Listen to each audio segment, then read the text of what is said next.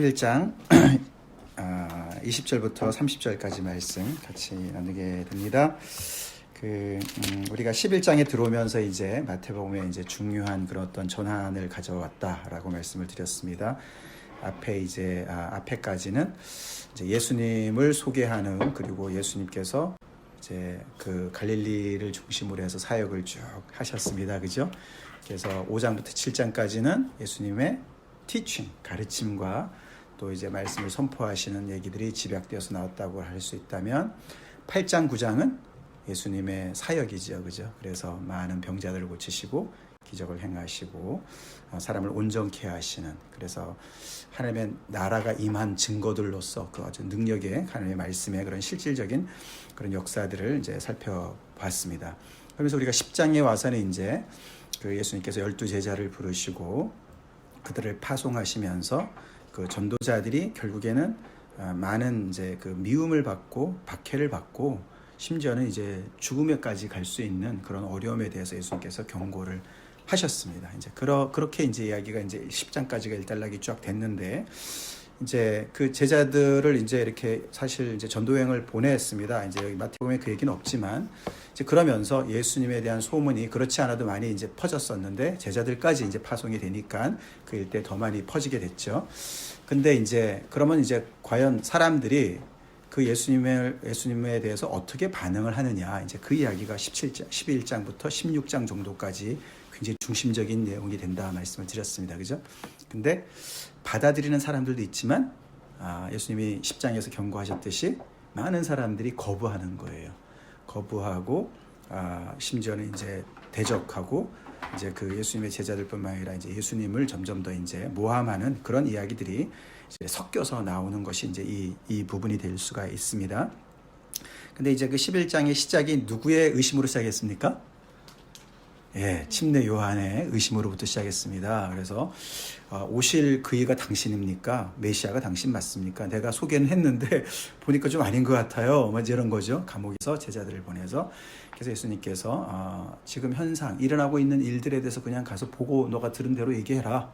그러면서 구약의 이사야서에서 예언된 그 메시아가 왔을 때 어떤 일이 벌어지느냐. 맹인이 보며 못 걷는 사람이 걸으며 나병 환자가 깨끗함을 받으며 못 듣는 자가 들으며 죽은 자가 살아나며 가난한 자에게 복음이 전파된다. 11장 5절에 그렇게 이사야서에서 여러 군데에 예언된 말씀을 요약해서 예수님께서 말씀을 하셨습니다. 그리고 나로 말미암아 실족지 않는 사람이 복이 있다라고 말씀을 하시고 이제 그 제자들을 떠나보내셨습니다. 자, 이제 그런 맥락에서 예수님은 또 침례 요한이 얼마나 정말 대단한 사람인지를 설명하시고, 그러나 하나님의 나라에 들어가 있는 사람들은 그 대단한 침례 요한보다 너무너무 큰 자들이다. 그 뭐 다른 것보다도 하나님의 나라의 어떤 그 기준으로 봤을 때 침례 요한은 아무리 대단했어도 옛시대 사람이고, 예수님께서 새롭게 가지고 오신 이 새롭게 하나님의 역사가 성취된 이 새 시대의 이 정말 그거의 끝자락에 온 사람이기 때문에 이 새 시대에 하나님의 나라에 들어간 사람하고 비교할 수 없을 정도로 그렇게 어마어마한 그런 큰 자들이라고 얘기를 하시면서 이 세대가, 예수님 당시 세대들이 얼마나 그 반응을 안 하는지에 대해서 한탄하셨습니다. 그죠? 그래서 장터에서 노는 아이들이 결혼 게임을 하면은 예를 들어서 애곡을 하자 그러고, 그리고 장례식 게임을 하면은 결혼처럼 놀자 그러고 이렇게 자꾸 어긋장을 놓는 것과 같은, 서로가 이제 앞에서 리드하는 사람하고 맞추지 못하는. 그래서 이제 침례 요한이 왔을 때는 귀신이 들렸다 그러고, 그리고 예수님이 왔을 때는 술 마시고 이제 먹기만 탐하고 이제 죄인의 친구다 이러고 이제 계속 그렇게 이제 불평만 하고 반응을 하지 않는 그런 세대에 대해서 예수님께서 말씀을 하셨습니다. 예.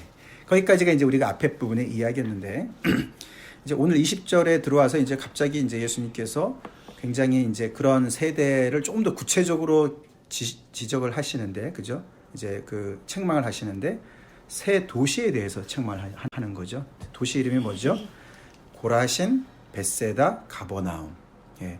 사실 고라신이라는 이 도시는 여기밖에 안 나옵니다. 근데 그게 이제 갈릴리 호수에서 이렇게 북단에 있습니다. 이제 벳세다는 약간 서쪽에 있고, 그러니까 가버나움도 그 북단에 있는데, 여기로 말하면 캔모어 정도 될 것 같습니다. 위치가 이게 레이크 워싱턴의 북단이니까 거기가, 그죠? 그래서 그쪽에서 예수님이 주로 어디를 본부로 근거지로 삼으셨습니까? 가버나움이죠. 예, 가버나움에서 사역을 쭉 하셨습니다. 그 갈릴리 지역의 사역을. 근데 그 인근의 도시들이죠. 베세다 출신 누가 있습니까? 베드로, 그죠? 안드레 뭐 이런 사람들, 그죠? 야고보, 요한 다 베세다 사람들이거든요. 그래서 이제 베세다나 고라신이나 가버나움이 다 고동네 동네 그 저기 지역인데, 거기를 중심으로 예수님께서 많은 사역을 하셨는데, 예수님 말씀에 하면은 권능을 가장 많이 행하셨는데도 그들이 회개하지 않기 때문에 책망을 하셨다라고 말씀을 하시는 거죠. 이제 오늘 우리가 이제 이 말씀에 이제 그 아까 그런 전체적인 문맥 속에서 우리가 생각해 볼 때 조금 이해가 안 돼요, 그죠? 그러니까 예수님이 오셔서 사역을 하시는데 사역이 잘 안 되는 거예요, 한마디로. 제가 사역하는 것도 아니고, 예? 그렇지 않습니까, 그죠? 이게 하나님의 아들이 그것도 막 죽은 자도 살리는 능력을 가지고 오셔서 그 주옥 같은 설교의 말씀으로 그 정말 얼마나 정말 파워풀하셨겠습니까, 그죠? 그리고 막 그 문둥병자가 막 앞에서 막 낫고 말이죠. 혈루증 앓던 여인이 막 즉시에 낫고 말이죠. 막 이런 일들이 막 벌어지고 있지 않습니까? 거기에다가 대고 정말 또 예수님의 그 너무나 지혜로운 말씀으로 막 말씀을 선포하시는데도 이게 뭐 사람들이 모이기는 모여요, 그죠? 예? 모이긴 모여요. 그래서 뭐 얼마나 많은 사람들이, 우리가 앞에도 보면은 4장에도 그렇고 9장에도 보면은 수많은 사람들이 갈릴리 온 지역에 그 소문이 다 퍼질 정도로 그렇게 많은 사람들이 아주 굉장한 그 반응을 보였습니다. 그래서 와서 구경은 하고 또 심지어는 병도 낫는 것을 직접 보기도 하고 또 어쩌면은 자기 가족 중에 누가 나은지도 모르고, 그죠? 수많은 일들을 했습니다. 사실 여기 오늘 고라신이나 벳세다에서 예수님이 기적 행하신 얘기는 기록은 없습니다. 그러니까 이제 가버나움에서 일어난 일들을 많이 기록하셨는데 오늘 여기를 보면은 거기 가서도 많이 행하신 거죠. 근데 성경에서 다 쓸 수 없으니까 이렇게 대표적으로 이제 가버나움 일만 쓰신 건데, 그러니까 이렇게 직간접적으로 다 이제 예수님의 어떤 말씀과 사역을 다 이렇게 본 사람들이잖아요. 그런데 결국에는 오늘 보면 이제 회개하지 않는다, 이 말은 오늘과 다 연결해 보면 제자가 안 되는 거예요. 예수님의 멍에를 안 매는 거예요. 그냥 와서 그냥 구경만 하고 떡 보고 뭐 이런 거 좋은 것만 하고 그냥 또 자기 갈 길을 가는 겁니다. 하나님의 나라가 도래했으니까 하나님의 나라의 도래에 하나님 나라의 통치를 받는, 그게 결국은 예수님의 멍에를 매는 거거든요. 예수님의 제자가 되는 거거든요. 그래서 지금까지 살아왔던 삶과 굉장히 다른 방향으로, 그렇지 않습니까? 이게 다른 다른 현실이 벌어진 거예요, 지금, 그죠? 예? 예를 들어서 제가 작년에 그 창세기 그 말씀 전할 때 그 요셉 이야기 할 때 말이죠. 요셉의 형들이 요셉을 자기네가 구덩이에다 넣어가지고 죽이려고 그러다가 하여튼 결국은 팔았지 않습니까? 그러고는 한 20년 지나서 요셉의 생사를 모르는 거지 않습니까? 그 얼마나 길티 필링에 살았겠습니까? 그죠? 참 밉기도 했지만 참 우리가 너무 심했다. 그래서 죽은 줄로만 알았던 그 동생이 그 바로의 그 세컨 맨이 돼가지고 자기네가 양식을 구하러 갔을 때 그 앞에 앉아 있는 거지 않습니까? 그 얼마나 무섭기도 하지만 한편으로는 또 와, 요셉이 살아있다니. 근데 살아있는 게 겨우 살아있는 게 아니고 거지로 살아있는 게 아니고 그 나라의 재상으로 모든 파워를 다 가지고 바로의 아버지가 돼서 그런 표현이 나오죠, 성경에. 그래서 정말 그게 자기 동생이잖아요. 자기들이 잘못한 것도 있지만, 그래서 요셉이 근심하지 말라고, 염려하지 말라고, 나를 여기 보낸 건 하나님이라고 이렇게 얘기하지 않습니까?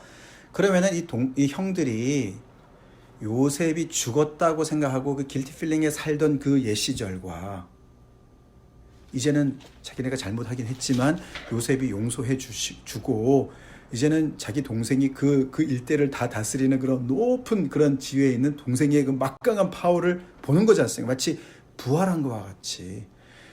그러면은 새로운 세계가 열린 거지 않습니까? 새로운 세계가 열린 거예요. 그런 거예요. 한번 그걸 생각해 보세요. 완전히 새로운 세계가 열린 거예요. 그러면 과거의 그런 죄책감에 살 필요도 없고, 그리고 이제는 정말 양식 때문에 걱정 안 해도 되고 그렇지 않습니까? 그 동생의 그 엄청난 파워의 밑에서 그게 바로 예수님이 이 땅에 가져오신 하나님의 나라거든요. 이제 너네 하나님의 나라가 도래했다는 얘기는 뭐냐면은 이 이스라엘 백성들이 계속 어떻게 해요? 하나님의 나라의 그 하나님의 통치를 반대하고 불순종하고 그러다가 결국은 하나님의 경고를 계속 받다가 결국은 망했잖아요. 나라가 망하고 다 종으로 팔려가고 그래서 다시 하나님께서 불쌍히 여겨가지고 다시 돌아오게 했지만서도 계속 하나님의 역사는 일어나지 않고 그러니까 어떻게 이 사람들이 계속 죄책감에 사로잡혀 있었어요. 하나님 앞에 죄인들로서 하나님께서 언제 우리 이 나라를 하나님의 나라를 회복하시겠습니까? 그게 하나님의 나라를 기다리고 있었던 거거든요. 네, 예수님께서 오셔서 하나님의 나라가 가까이 왔다. 그리고 이런 놀라운 역사들을 펼치시고 계실 때 마치 요셉의 형들처럼 이 하나님의 나라가 임했다는 사실, 이게 말로만이 아니라 막 사람들의 이런 놀라운 역사들이 병고침의 역사들과 귀신이 쫓겨나가는 역사 이런 일들이 일어나고 있지 않습니까? 그죠? 그러면은 그 새롭게 펼쳐진 오픈된 그 현실 속에서 와 이제 걱정 안 해도 되는구나. 하나님이 우리의 죄를 사하셨구나. 하나님께서 다시 통치하러 오셨구나. 아멘? 거기에 그냥 너무 정말 신나서 모든 것들을 다시 조정해야 되는데 그런 일들이 안 벌어지는 그게 바로 회개라는 뜻입니다. 아시겠죠? 회개라는 게 그런 거예요. 회개는 정말 나의 어떤 그 아무도 모르게 내가 지은 죄, 어떤 도덕적인 죄, 이런 죄도 죄지만 그것도 회개를 해야 되지만 가장 중요한 죄는 이 하나님의 나라랑 상관없이 살다가 이제는 부활하신 예수님이 만왕의 왕으로 이 땅을 통치하고 계시고 나의 죄를 용서하셨고 하나님께서 이제는 나를 제자로 부르시고 거기에 맞춰서 다시 삶을 조정하라고 말씀하는 것에 알겠습니다. 이제는 내 고생은 끝이고요. 행복의 시작입니다. 주님의 말씀대로 따라가겠습니다. 이게 회개예요. 아멘? 그게 회개입니다. 그래서 이제는 정말로 그전에는 마치 부모 없이 살던 고아처럼 살던 사람이 이제는 봤더니 하나님이 나의 아버지 되시고 예수님이 내 맏형이 되시고 그분이 부활하셨는데 하늘과 땅의 모든 권세를 잡으신 우리 맏형님이신 거예요. 뭐가 걱정이에요? 그 현실에 맞추는 것이 회개입니다. 아멘? 그 회개를 이 사람들이 안 하는 거예요. 그래서 책망을 하시는 겁니다. 자, 근데 여기 보면은 조금 심하실 정도로 책망을 하시는데 뭐라고 그러시냐면은 고라신과 벳세다는 어디에다가 비유를 하십니까? 구약의 그 이방 도시인 두로와 시돈에 비유를 하시는 거예요. 두로와 시돈은요, 이 해안 도시로서 굉장히 부를 많이 누렸던 그 구약에 특별히 이제 뭐 에스겔서든지 이사야서도 보면은 하나님께서 막 이제 당신의 백성들에 대해서 막 야단을 치시다가 그 주변의 강국에 대해서도 하나님께서 막 저주를 그죠? 심판하시잖아요. 그때 아주 대표적으로 나오는 게 두로와 시돈이었어요. 이 사람들은 천의 요새를 딱 잡고서 말이죠. 우리는 전혀 문제 없다. 세상이 아무리 요동쳐도 우리는 영원토록 여기 살 거야. 이 두로라는 뜻이 반석이라는 뜻이에요. 이게 요새예요. 근데 하나님께서 그냥 너네가 그렇게 자고하고 그래서 막 두로의 왕은 마치 하나님처럼 자기가 높아가지고 말이죠. 이렇게 교만 부유하니까 교만하지 않습니까? 그래서 하나님께서 그들을 심판하셨습니다. 진짜로. 근데 그들에 비유하면서 너네가 걔네보다 더 악해. 고라신과 벳세다한테 그렇게 하시는 거예요. 그리고 가버나움은요 더해요. 가버나움은 예수님이 정말 본부를 거기다 잡으시고 하셨기 때문에 얼마나 많은 혜택을 누린 사람들이겠습니까? 그죠? 그 사람들은 뭐라 했냐면 너희가 하늘에까지 높아지겠느냐 음부에까지 낮아지리라. 그럼 바벨론 왕에 대한 예언이거든요. 이사야서에서. 그만큼 너희가 교만하다. 그러면서 소돔에다가 비유합니다. 우리가 왜 구약에서 가장 그 타락한 도시 그러면 소돔 고모라지 않습니까? 근데 소돔이 너네보다 낫다. 이렇게 예수님이 말씀하세요. 심판의 날에 그 도시들이 너네보다 더 견디기가 쉬울 거야. 이렇게 얘기를 하시는 거예요. 근데 고라신과 벳세다와 가버나움이 무슨 죄를 졌을까요? 소돔의 죄는 알잖아요. 그죠? 그들 안에 정말 엄청난 그런 성적인 죄도 있었고요. 에스겔서에 보면은 그들이 또 굉장히 부유해가지고요. 굉장히 그런 태평하고 안일하고 그리고 가난한 자들을 돌보지 않고 이런 죄들이 나옵니다. 그래서 그런 어떤 사회적인 악을 얘기하는 거예요. 근데 가버나움이나 벳세다나 고라신이 그런 죄를 졌다는 얘기는 없거든요. 성경에 뭐 기록이 없어서 그렇겠지만서도 뭐 예수님이 그런 말씀 하나라도 하시면서 하면 좋겠는데 그런 얘기 없으세요. 무슨 말씀일까? 여기서 우리가 굉장히 중요한 얘기를 우리가 봐야 됩니다. 뭐냐면은요, 죄는 행한 죄도 있고요, 행하지 않은 죄가 있는 거예요. 이 두 가지가 있는 거예요. 지금 우리가 조금 전에 말씀드린 두로와 시돈과 이 소돔은 그들의 행한 죄, 악행을 얘기하는데 이들이 여기 요 셋 벳세다, 고라신, 가버나움의 죄는 행하지 않은 죄인데, 행하지 않은 죄가 뭐냐면 예수님을 믿지 않는 죄예요. 예수님을 믿지 않는 죄예요. 근데 예수님을 믿지 않는 죄가 이렇게 무서운 거예요. 왜 그런가 하면요, 구약의 이 두로와 시돈과 소돔도 어떤 이스라엘 백성들을 통해서, 이스라엘을 통해서, 또 소돔 같은 경우는 천사의 어떤 그런 그 도움을 통해서 경고를 받았어요. 그죠? 그런데도 그들의 뭐 삶을 돌아볼 여유가 없었습니다. 그죠? 자기네가 너무 확신에 찼기 때문에 그게 교만이잖아요. 근데 그거는 예수님에 비해서 그냥 아주 조그만 등불이라고 볼 수가 있는데, 예수님은 태양 자체신 거죠. 태양 자체이신 분이 나타나신 거예요, 지금. 그러고 이렇게 분명한 천상의 말씀으로, 주옥 같은 말씀으로, 정말 어느 것도 거침이 없는, 사단도 벌벌 떠는, 사단도 어떻게 막을 수 없는 그런 엄청난 권세로 하나님의 나라의 임함을 계시하고 계시는데, 그쵸? 환한 빛이 비추는데 자기 눈을 가리는 거예요. 여전히 그러고 자기는 부요하다 생각하고, 자기는 안다고 생각하고, 그 예수님의 가르침에 승복을 안 하는 거예요. 그래서 그게 죄가 그렇게 심각한 겁니다. 예수님이 이 땅에 임하셔서 하나님의 나라의 도래를 보여주시는데도 그것을 막고 그것을 거역하는 죄가 그렇게 심한 거다라고 우리가 봐야 되는 것입니다. 자, 여기서 이제 우리가 조금 아까 말씀드렸지만, 어떻게 보면 정말 침례 요한까지도 예수님을 의심할 정도니까 예수님 사역 좀 잘못하시는 거 아니야? 뭐 좀 잘하셔야 되는 거 아니에요? 좀 사람들이 반응을 좀 잘할 수 있게. 목회자 입장에서는요, 우리 인간 입장에서 충분히 그렇게 봐야 됩니다. 뭐가 잘 안 되면은 내가 뭐 잘못하고 있나? 혹시 내가 뭘 치우쳐서 뭘 하고 있나? 그죠? 여러 가지로. 목회자가 예수님처럼 이런 자세 가지면 좀 곤란해요. 이제 나는 제대로 하고 있는데 왜 다 못 따라오나, 이런 자세를 가지면 곤란합니다. 근데 예수님은 다르세요. 예수님 여기서 한 번도 당신을 돌아보지 않으세요. 내가 뭘 잘못했나? 그죠? 예수님 그렇게 안 하세요. 침례 요한도 그 사람이 뭘 잘못한지를 정확히 얘기를 해주셨고, 이 세대를 대고 얘기를 하시고, 세대가 잘못됐다, 왜 이렇게 못 알아보나. 그리고 여기 벳세다, 고라신, 가버나움에 대해서도 예수님은 내가 뭘 잘못했나 전혀 반성의 기미는 없어요. 예수님은 하실 거 다 하셨고 보여줄 거 다 보여주셨다고요. 문제는 그들에게 있다고 분명하게 말씀하세요. 그들이 하나님 앞에 안 나오는, 회개하지 않는, 그래서 책망하시는 거예요. 자, 근데 예수님은 하나님이 하라고 하신 말씀만 하셨고, 하나님이 내 것으로 한 게 아니라 아버지께서 한. 그럼요. 그게 이제 뒤에 나옵니다. 바로 뒤에, 바로 그거예요. 이제 그게 이제 조금 미리 우리가 보면 27절입니다. 우리 지금 박정희 집사님 말씀하신 바로 그 얘기죠. 27절 같이 읽어볼까요? 시작.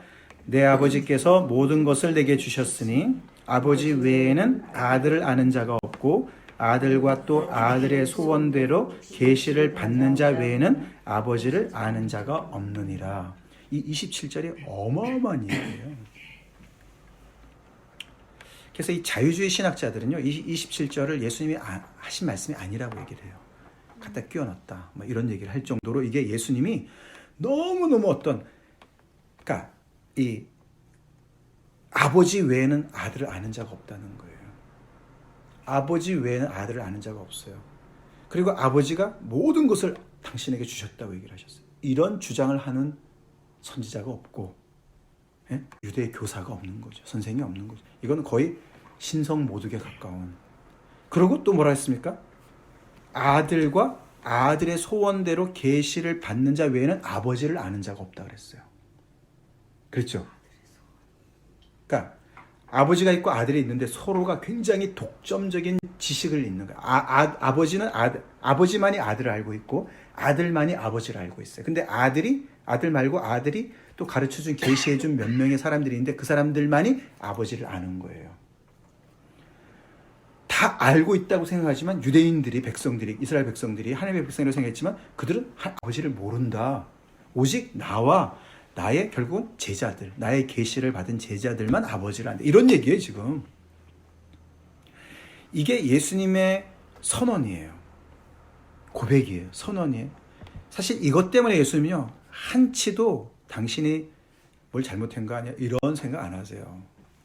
확실하게 하나님의 모든 것을 받으신 그대로 아버지가 여기 보면은 아버지가 기뻐하는 대로 말씀하신 거예요. 여기 26절 올소이다 이렇게 된 것이 아버지의 뜻이니이다. 그게요 영어 표현은 This was your good pleasure. 이것이 하나님이 아버지가 기뻐하시는 겁니다. 그러니까 예수님은 아버지께 모든 걸 받아서 아버지가 아주 기뻐하시는 일 그대로만 하시기 때문에 사람들의 반응에 좌지우지가 안 된다는 얘기예요. 결론은. 목회자가 그렇게 돼야 돼요. 저를 그렇게 기도해 주세요. 근데 이거는 27절은요. 우리가 갖다 낄 얘기가 아닙니다. 이거는 예수님의 독특성을 얘기하는 거예요. 우리가 하나님의 아들들이죠. 그죠? 자녀들이죠. 우리도 하나님의 아버지라고 부르죠. 근데 여기 27절에서 예수님이 하나님을 아버지라고 부르고 그 하나님이 예수님을 아들이라고 부르는 그것과는 관계가 굉장히 다른 겁니다. 아시겠죠? 그래서 예수님이 저 뒤에 가보면은 나의 아버지 곧 너의 아버지 이렇게 분리를 해서 말씀하세요. 우리 아버지라고 절대 얘기 안 하세요. 아시겠죠? 그러니까 예수님이 하나님과의 아들 되심과 우리가 하나님의 자녀됨과는 약간 다른 부분이 있는 것이죠. 그래서 자 그렇기 때문에 예수님은 사람들의 반응에 대해서 그렇게 막 내가 뭘 잘못하는 거 아니야? 그렇게 안 하시죠. 근데 우리가 목회자나 아니면 우리가 교회 우리가 이렇게 다 같이 목회를 하는 입장에서 교회를 세워나가는 입장에서 우리는 그죠? 사람들의 필요와 반응에 어느 정도는 우리가 신경을 써야 돼요. 그죠? 돌아봐야 돼요. 혹시 뭘 잘못하는 거 있나? 또 우리가 겸손하게 배울 건 배워야 되고 인정할 건 인정해야 되고 그러는데 예수님 왜 그렇게 안 하시지? 그렇게 비교하면 절대로 안 됩니다. 근데 그게 너무 지나치면 곤란하죠. 너무 지나쳐서 어떻게요? 회개 안 해도 계속 그냥 뭐 기적만 행하게, 그죠? 사람들한테 자꾸만 이렇게 주의를 끌게. 그래서 사람들만 자꾸만 모으려고 하는 거. 그건 잘못된 거예요. 그 안에 회개하는 주님의 제자들이 생기지 않으면은 잘못 가는 거예요. 그거는 사람들이 그래서 이건 뭐 자꾸만 죄 얘기하냐, 예수님 믿으라고 자꾸만 그러느냐, 프레셔 왜 주냐. 그래서 떠나가더라 할 수 없는 거죠. 아시겠죠? 그런 게 거의 있죠. 자, 그래서 이게 기적은 있으면 좋지만은 꼭 믿음으로 연결되지도 않는 것을 우리가 알아야 됩니다. 그래서 예수님께서 다 하셨어요. 그죠? 사람들이 다 보고서 표적을 구하지만 그것이 정말 예수님에게 그 사람들한테 그래서 예수님이 그들이 예수님을 믿는다고 안 생각하셨죠? 생각 안 하셨고 요한복음에 보면은 그들에게 당신을 의탁하지도 않으셨고 이제 그렇게 되죠. 자, 근데 예수님은 이런 상황을 딱 보면서 오히려 25절에 보시면 그때에 이게 그때라는 말이 굉장히 프러스트레이트 돼야 되는 때거든요.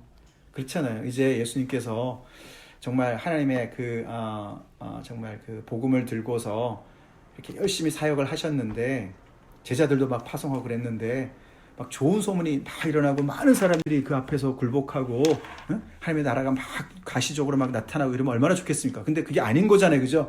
그 열심히 정말 퍼분 새 도시들도 보면은 회개 안 하고 그냥 뭐 되는 거 싶더니 그냥 흐지부지하고 다 자기의 삶으로 돌아가고 하나님의 나라에 관심도 없고 막 이런 거잖아요. 그리고 막 침례 한다 막 이런 말 하고 말이죠. 막 제자들이 얼마나 디스커리지 되고 제자들도조차도 예수님 맞나? 뭐 이거 메시아 맞나? 이럴 수도 있는 거잖아요. 그죠? 근데 예수님은 전혀 그런 거 상관하죠. 오히려 이게 25절부터 30절이요. 거기에 하나님에 대한 감사의 기도가 나오지 않습니까?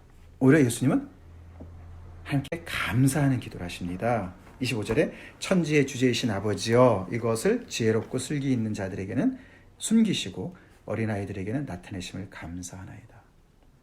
이게 이렇게 된 것이 아버지의 뜻입니다. 그렇게 기도를 한다고요. 자, 하나님을 뭐라고 부르셨습니까? 천지의 주제라고 부르셨습니다. 천지의 주제.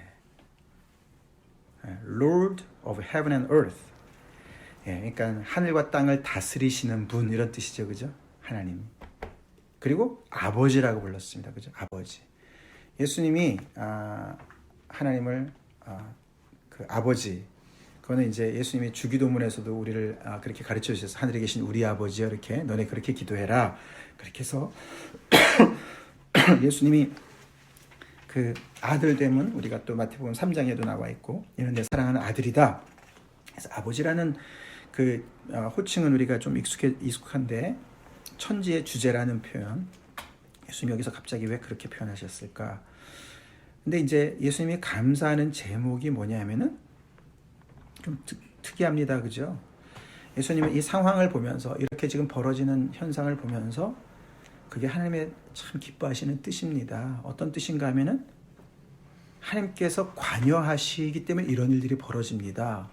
이런 말씀하시는 거예요. 어떤 관여를 하시냐면은 어떤 사람한테는 숨기시고 하나님의 나라를 어떤 사람한테는 나타내시고 이렇게 하시기 때문에 이런 일들이 벌어지는 겁니다. 그걸 감사하는 거예요. 어떤 사람한테 숨기십니까? 지혜롭고 슬기 있는 사람들한테는 숨기시고 뭘 숨기세요? 하나님의 나라를 숨기시는 거예요. 예수님이 어떤 분이신을 숨기시는 거예요. 그리고 어린 아이들한테는 나타내 주시는 거예요. 그래서 예수님께서 천지의 주제라고 말씀하시는 거예요. 당신의 뜻대로 주권대로 이 구원의 역사까지도 주장하시는 다스리시는 그런 어마어마한 분이시라는 것을 얘기하시는 거예요.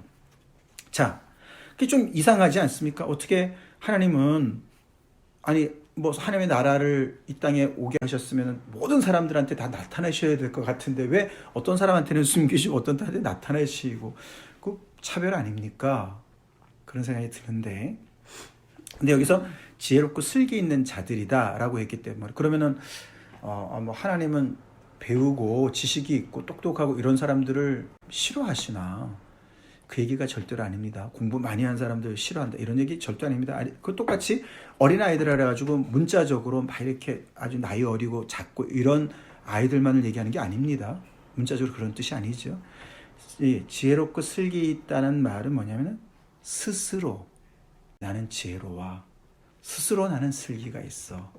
스스로 나는 답을 알아. 정답을 알아. 스스로 나는 모든 걸 다 알아. 그게 바로 교만이에요. 두로와 시돈 소돔이 가졌던 교만이거든요. 그 얘기를 하는 거예요. 어린아이는 뭐겠습니까? 반대로 열려있는 것이죠. 겸손한 것이죠. 아무리 안다 하더라도 많이 공부한 사람도 겸손한 사람이 있을 수 있는 거고요.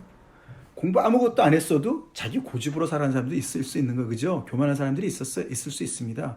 그래서 이게 참 신기한 게 뭐냐면은 하나님은요 결국은 뭐냐면은 이 하나님의 나라에 들어오는 것은 좁은 문이에요. 그게 하나님이 기뻐하시는 뜻인 거예요. 좁은 문이에요. 교만한 자는 들어올 수 없는 문이에요. 예, 고개를 숙이고 자기를 숙여서 들어오지 않으면 못 들어오는 게 하나님의 나라인 거예요. 비유로 말씀드린다면. 다시 말해서 교만한 자는 거만한 자는 들어오지 못하게 딱 걸리는 부분이 있는 게 그게 하나님의 나라인데 그것이 하나님의 선하신 뜻입니다. 그런 뜻인 거예요. 그렇다고 해서 하나님께서는 어떤 사람은 구원하고 어떤 사람은 구원하지 않고 다른 기준이 아니고 다른 기준으로 만약에 뭐 했으면 어떻게 합니까? 예를 들어서 뭐 우리가 그런 거 있잖아요. 뭐 어린아이들 노래 옛날에 예정론하고 상관없는 거죠. 그럼요. 그런 거랑 어떻게 다른 부분이지만 예, 그렇게 연결이 안 되죠. 자, 뭐 있잖아요. 돈으로도 못 가요 하나님 나라. 또 뭐가 있어요? 지식으로도 못 가요 하나님의 나라. 또 마음 착해도 못 가요. 마음 착해도 못 그렇지 역시. 그리고 황당했었어요. 그렇지 황당했었지. 네. 마음 착해도 못 가지요.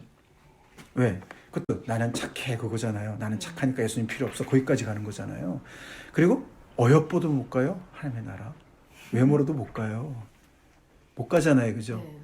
그게 하나님의 나라가 신기한 거예요. 여기서 만약에 있잖아요. 지혜롭고 슬기 있고 교만하고 이런 사람인데도 하나님의 나라를 그 교만한 가운데서도 갈 수 있다고 생각해 보세요. 한번 상상해 보세요. 그런 하나님의 나라라면 하나님께서 컨트롤이 안 돼. 그럼 안 가야지. 그러는 게 거기가 지옥이 되죠. 그러면. 그러니까 이게 하나님의 나라가 굉장히 신기한 거예요. 돈 가진 사람은 못 가게 돼 있는 게 하나님의 나라인 거예요. 상상해 보세요.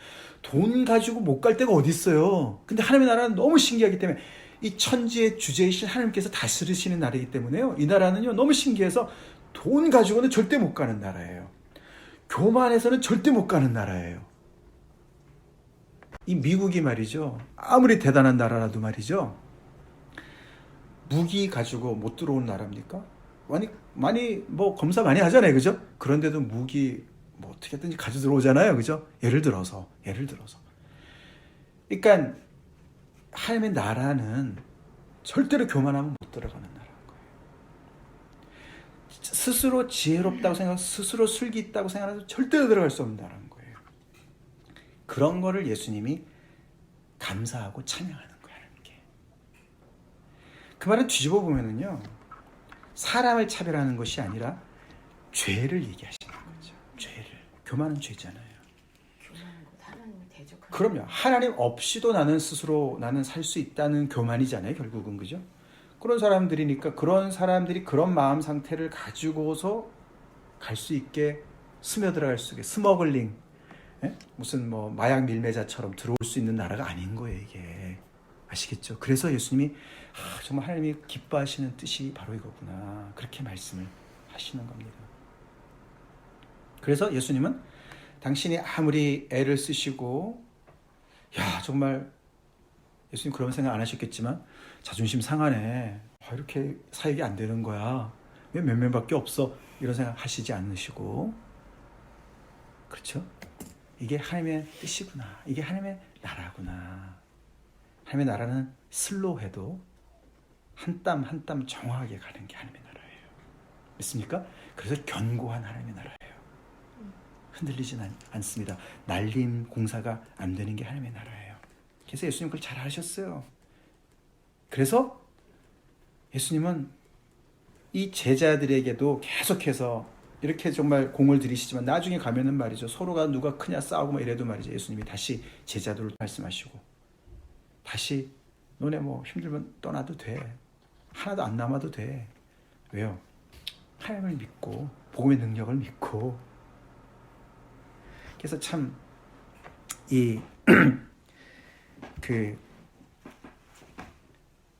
하나님의 나라가 여기 하나님의 나라가 보이는 은혜 이게 어린아이들에게는 나타내신다 그랬잖아요. 그죠?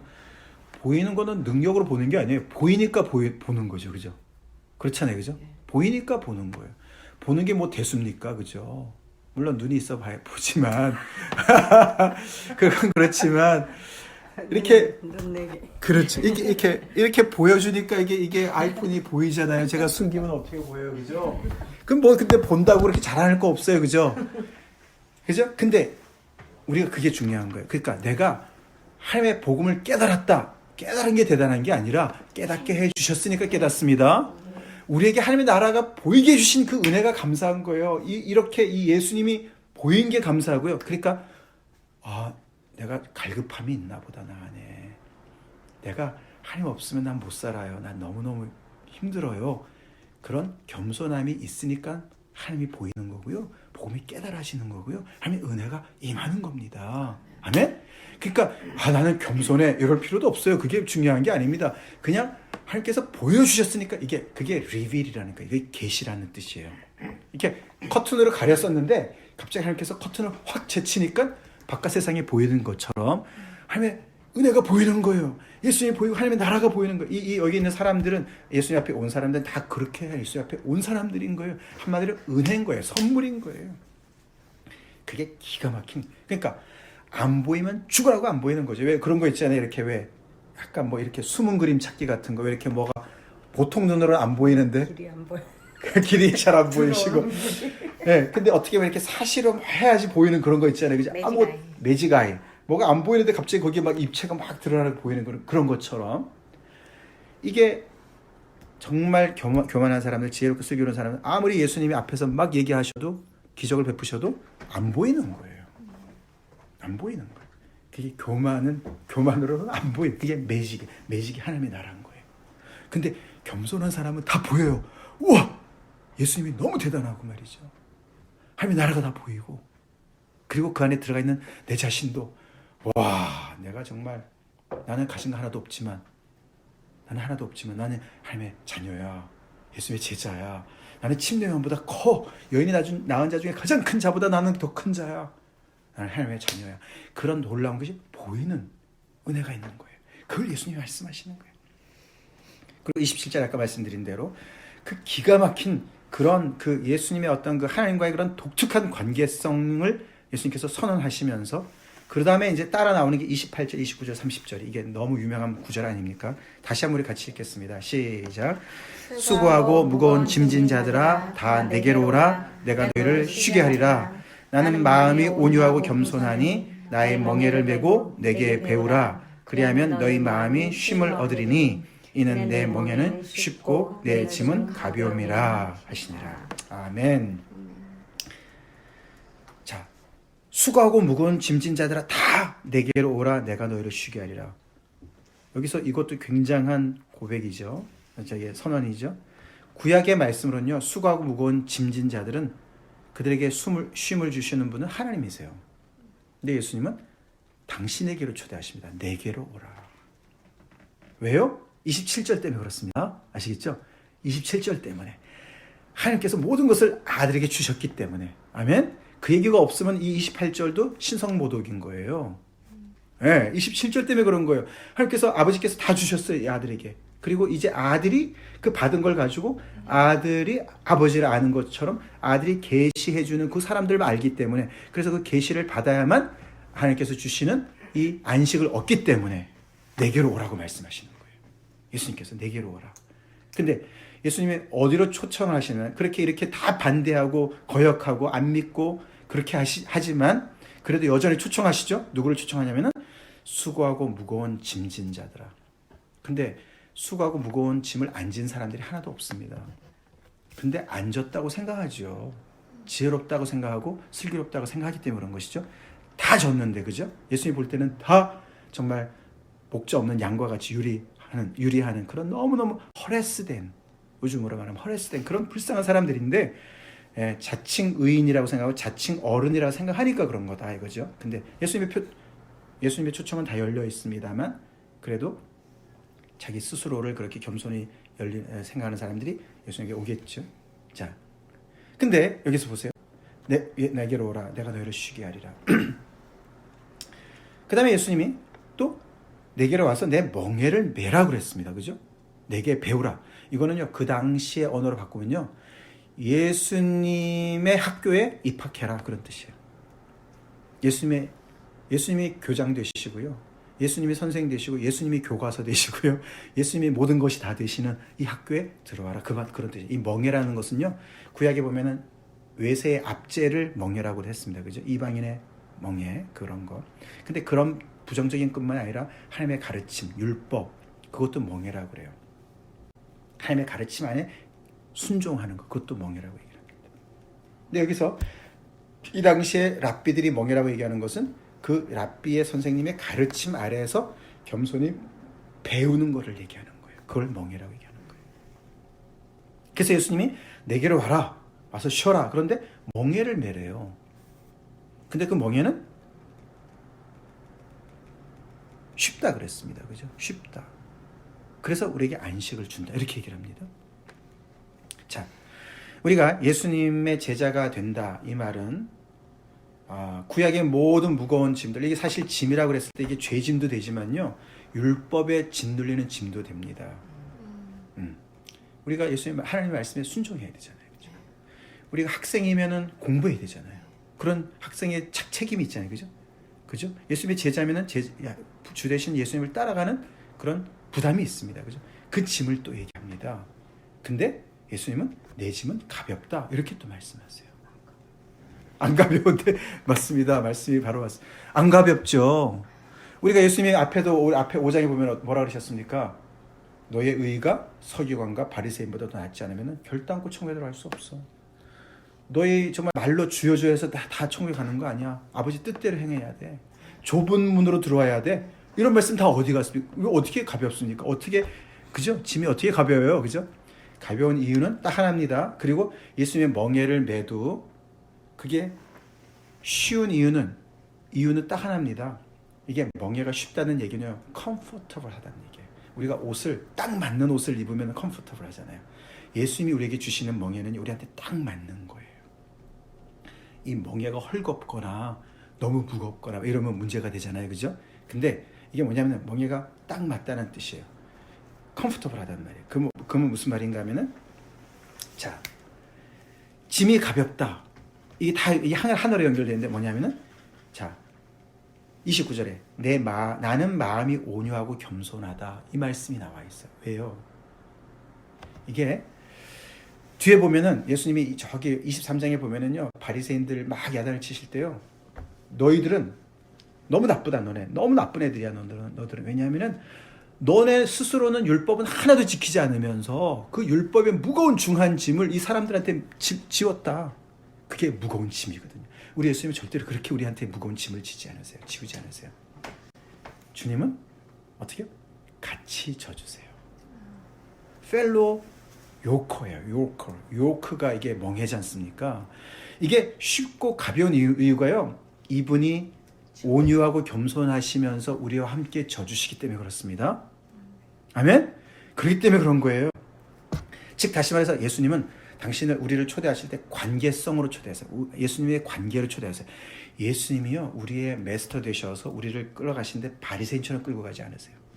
이제 계속 나옵니다.